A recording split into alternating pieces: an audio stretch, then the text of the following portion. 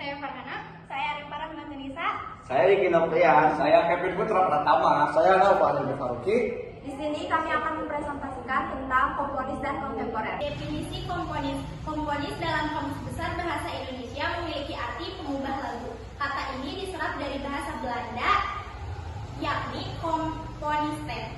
Di Indonesia, istilah komponis disebut juga dengan istilah komposer atau komposer dalam bahasa Inggris. Kata tersebut menunjukkan seseorang yang memiliki pengerjaan membuat musik atau baik musik instrumental, vokal, atau gabungan keduanya. Secara teknis, komponis membuat musik secara lengkap, termasuk pengorkestrasian dan bagaimana cara untuk memainkannya secara detail. Pencipta lagu adalah yang membuat melodi, baik syair ataupun lirik, dengan atau tanpa simbol musik. Sedangkan pengubah lagu bertugas memperluas dan membuat kreasi lagu atau melodi buatan orang lain. B. Musik kontemporer. Kontemporer dalam KBBI berarti pada waktu yang sama, semasa, sewaktu, pada masa kini. Kontemporer dalam musik dikaitkan dengan gaya, metode, gagasan terbaru, dan sebagainya. Ciri-ciri lain musik kontemporer yang dapat dikenali adalah judul.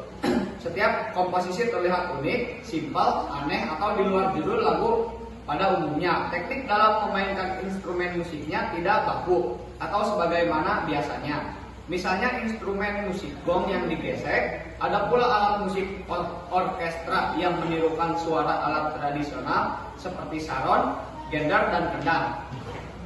Komponis Indonesia era 1902 sampai 1915, periode awal 1900-an sebelum kemerdekaan bangsa Indonesia diraih. Banyak terlahir para komponis besar Indonesia, antara lain W.R. Supratman. W.R. Supratman adalah seorang pahlawan Indonesia yang menciptakan lagu kebangsaan Republik ini. Ia lahir di Dusun Trembleng, Desa Somongari, Kecamatan Kaligesi.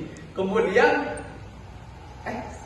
Kabupaten Purworejo, Jawa Tengah pada 9 Maret 1903. Ia memulai karirnya sebagai wartawan surat kabar Kasem Weda. Setahun berselang, Supratman pindah ke Jakarta dan menjadi wartawan surat kabar Singko. Lagu Indonesia Raya ciptaannya diperdengarkan pertama kali sebelum putusan Kongres Pemuda yang kini dikenal sebagai Sumpah Pemuda dibacakan. Sadijah Niung Sadijah.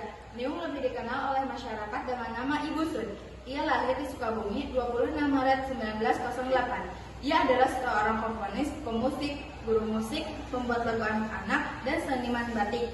Ibu Sun merupakan tokoh musik 3 zaman, yakni zaman penjajahan Belanda, penjajahan Jepang, dan kemerdekaan Indonesia. C. Ismail Marzuki. Ismail Marzuki lahir di Kuitang, Senen, Batavia pada 11 Mei 1914.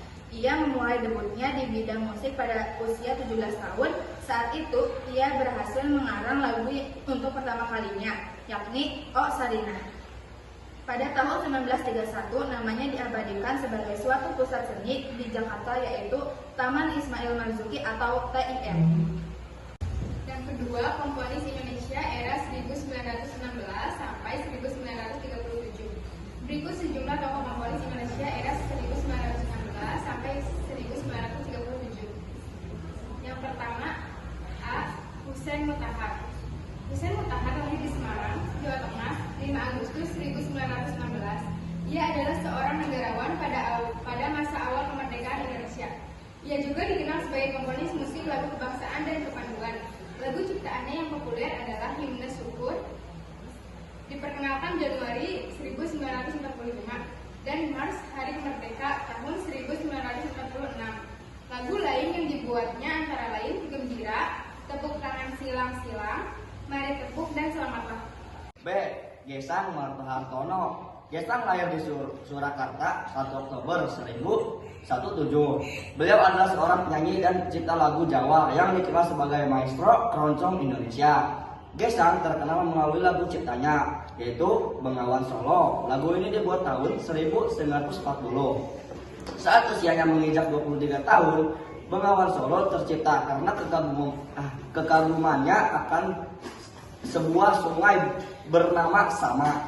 Lagu tersebut sangat populer di Jepang dan kini telah diterjemahkan dalam berbagai bahasa seperti Rusia, Inggris, Korea, dan Cina. Lagu Gesang yang lain seperti Pamitan, Caping Gunung, Jembatan Merah, Sapatungan, Sipatu, Roda Dunia, Dunia Berdamai, dan Tirto Nadi. C. Liberty Manik. Liberty Manik lahir 21 November 1924 di Sidakalang, Sumatera Utara. Selain sebagai komponis, ia juga seorang akademisi dan filolog, yaitu ahli bahasa Pak kuno pada 1954. Liberty Manik mendapat beasiswa dari Lembaga Kerjasama Indonesia Belanda untuk memperdalam seni musik di Amsterdam. Ia lulus sebagai dirijen paduan suara pada 1655. Beasiswa kembali diperoleh oleh Liberty Manik dari pemerintah Jerman untuk melanjutkan studi di Freie Universität Berlin Barat pada tahun 1959. Ia berhasil lulus dengan predikat Magna Cum Laude tahun 1968. Salah satu karya El Manik yang terkenal adalah lagu Satu Nusa Satu Bangsa. 3. Komponis Indonesia dari era 1949 sampai sekarang. Berikut ini beberapa nama komponis setelah Indonesia merdeka. A. Rahayu Supangga. Rahayu Supangga lahir di Boyolali 29 Agustus 1949. Komposisi Pangga berangkat dari musik tradisi Jawa, khususnya gamelan. Sejak dekade 1970-an, Pangga aktif sebagai pengerawit, komponis, penata musik, penulis, peneliti, guru, manajer, dan budayawan. B. Purwacaraka.